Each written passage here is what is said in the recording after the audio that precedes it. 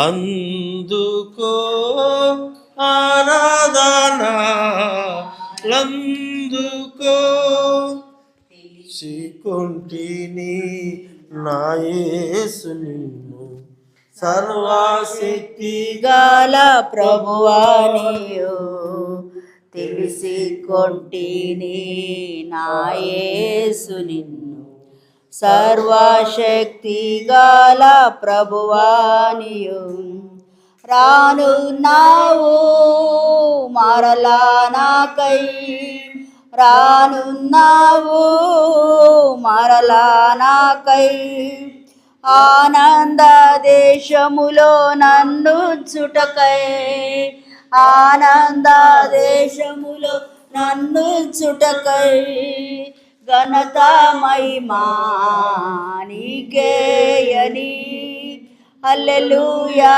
గానము చేసేదను పాప క్షమాపణ జీవమునిచ్చి కరుణామయా అందుకో ఆరాధనా అందుకో హల్లెలూయా దేవునికి స్తోత్రం.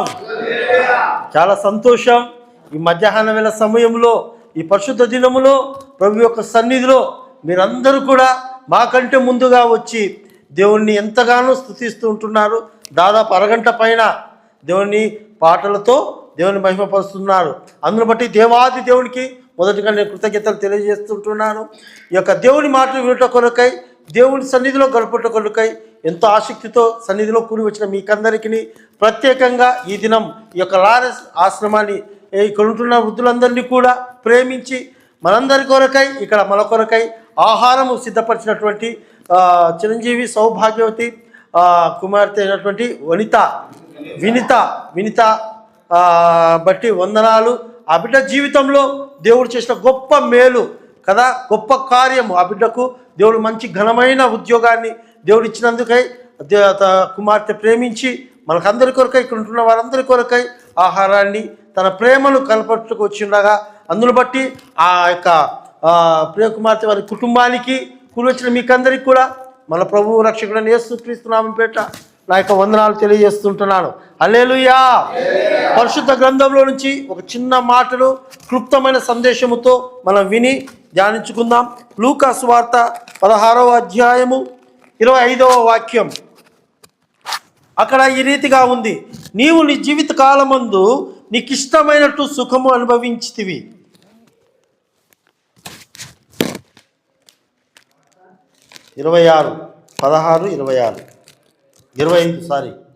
అందుకు అబ్రహాము, కుమారుడా, నీవు నీ జీవిత కాలమందు నీకు ఇష్టమైనట్లు సుఖం అనుభవించితివి, అలాగులనే లాజరు కష్టం అనుభవించినని జ్ఞాపకం చేసుకునుము.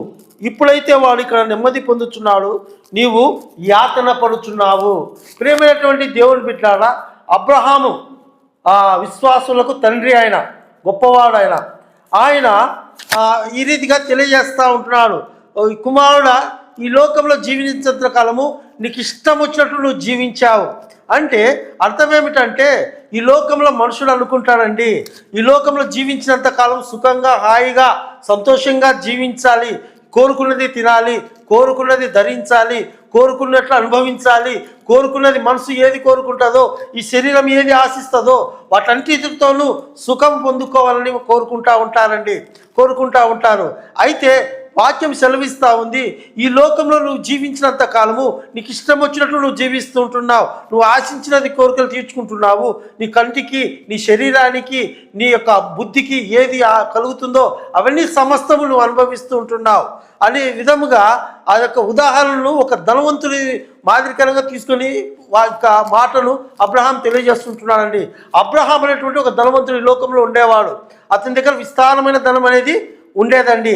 అయితే ఆ ధనవంతుడు ఈ రీతిగా అనుకుంటా ఉన్నాడు, నేను విస్తారమైన ఐశ్వర్యం సంపాదించుకున్నా కదా, ఇంకా నాకు ఏ కొరత లేదు, ఏ మనుషులు అక్కర్లేదు, నన్ను కలగజేసిన దేవుడు కూడా నాకు ఎవరో తెలియదు అన్నట్టుగా దేవుణ్ణి మరిచిన వాడై తనకి ఇష్టాకరమైనటువంటి జీవితం జీవిస్తూ ఉంటున్నాడండి.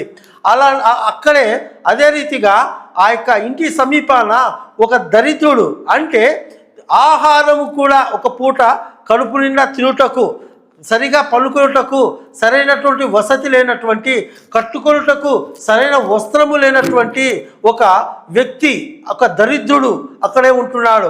అయితే ఈ ధనవంతుని దగ్గర ఎంతో విస్తారమైన ధనం ఉంది, ఆయనకి అనేక సమృద్ధికరమైన బట్టలు ఉంటున్నాయి, అతనికి కొదవంటూ ఏమి లేకుండా ఉంది. ఇంకొకరి పక్కేమో ఒక పేదవాడు దరిద్రుడుగా ఉంటున్నాడు, అతనికి ఏమీ లేదు. అయితే ఈ ఇద్దరు కూడా ఒక దినాన్ని చనిపోయినారు.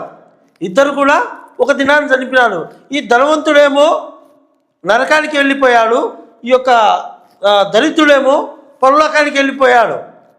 అయితే గమనించినట్లయితే ప్రియమైన దేవుని బిడ్డలారా, ఇద్దరు ఈ లోకంలో జన్మించారు.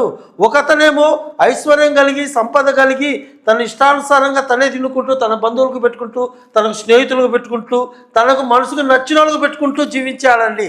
ఇంకొకతనేమో తన దరిద్రత కలిగి, ఏమీ లేకుండా, తనకు ఏ ఆహారం కూడా లేనటువంటి దరిద్రమైన స్థితిలో అతను ఉంటున్నాడు. అయితే ఒకతనేమో పరలోకానికి పోయాడు, దరిద్రంగా జీవించిన వాడు. ధనవంతుడిగా సుఖంగా జీవించిన వాడేమో నరకానికి వెళ్ళాడు. ఎందుకు వెళ్ళిపోయాడు? ఎందుకు ఒకరేమో అట్లా, ఒకరేమో ఇట్లా ఎందుకు పోవాల్సి వచ్చిందని అక్కడ మనం ఆలోచన చేసినట్లయితే, ఈ ధనవంతుడు తనకి ఇష్టం వచ్చినట్లు తనకు నచ్చిన స్నేహితులకు, తనకు నచ్చిన బంధువులకు, తనకు ఇహలోకంలో ఎవరైతే ఘనముగా కనిపిస్తారో, గొప్పగా కనిపిస్తారో, ఆయనకు సమానంగా కనపడతారో అలాంటి వారికి ఆహారం పెడుతూ, అలాంటి వారికే బహుమానాలు ఇస్తూ, అలాంటి వారికే బట్టలు ఇస్తూ, అలాంటి వారికి ఆతిథ్యం ఇస్తూ, అలాంటి వారికే సహాయం చేస్తూ వచ్చాడండి ఈ ధనవంతుడు. అయితే ఆ ఇంటి ఎదుటగా, ఆయన ఇంటి వాకిట పడి ఉన్నటువంటి దరిద్రుడైనటువంటి లాజరు, అతనికి ఆహారము లేదు, బట్టలు లేవు, ఉండేదానికి వసతి లేదు, సరైనటువంటి పరిస్థితి ఏమీ లేదు.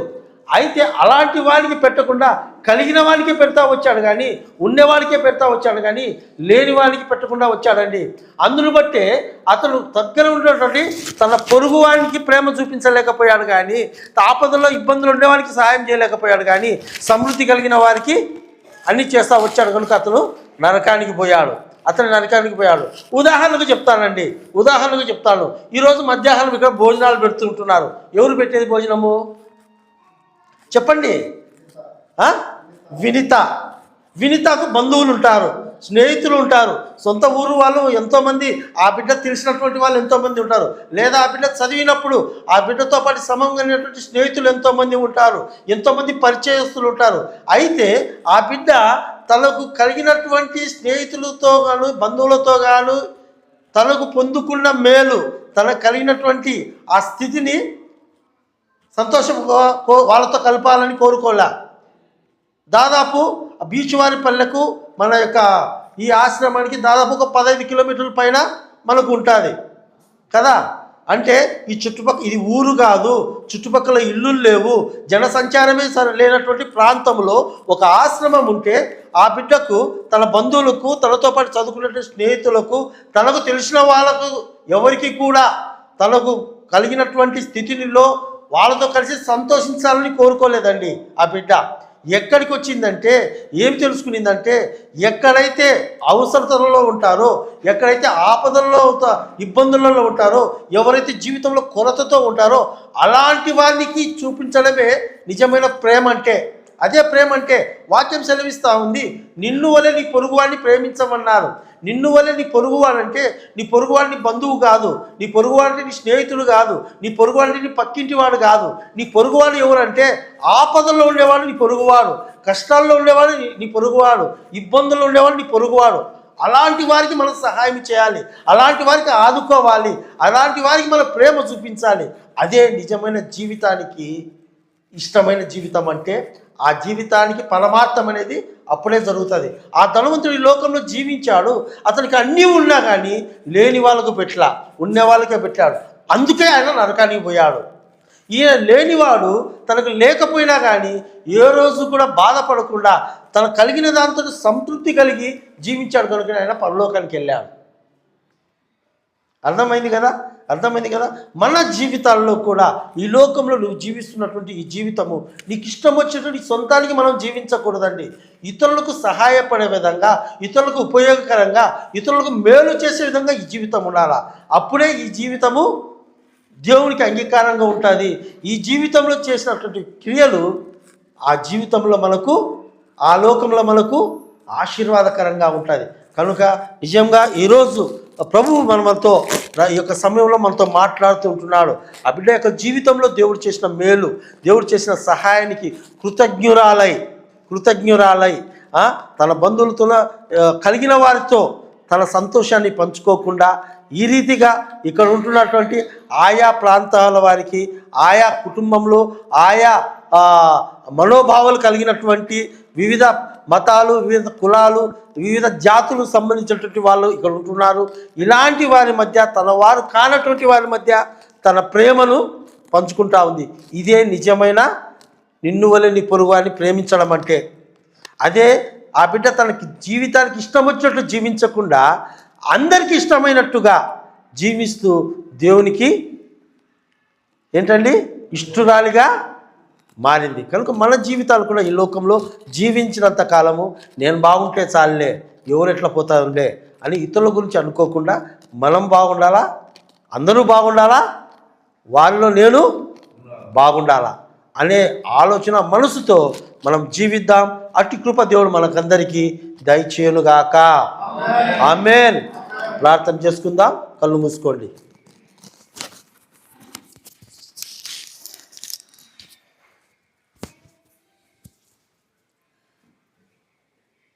పరిశుద్ధుడా, జీవం గల తండ్రి, వందనాలు, స్తోత్రాలు ప్రభా. మరొకసారి మీ పాదంలో యొద్ద చేరి ప్రార్థించుటకు మీరు ఇచ్చిన కృపను బట్టి స్తోత్రాలు.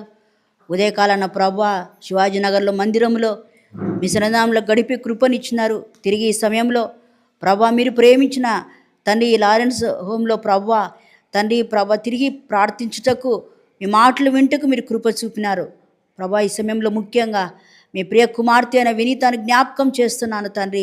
మీ బిడ్డని మీరు ఆశీర్వదించిన రీతి గొప్పది ప్రభా. ఎంతోమంది ప్రభా బిడ్డతో కలిసి ప్రభా ఉంటున్నప్పటికీ ప్రభా వారందరికంటే మీ బిడ్డను హెచ్చించినావు తండ్రి.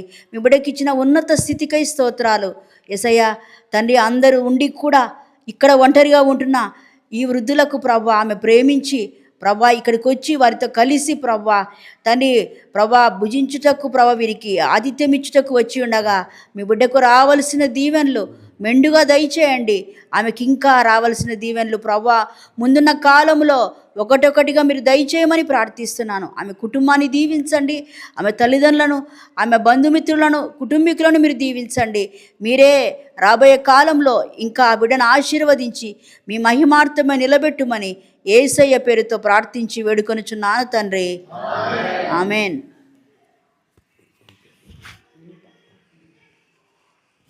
చివరి ఆశీర్వాదం తీసుకొని మన యొక్క ప్రార్థన ముగించుకుందాం.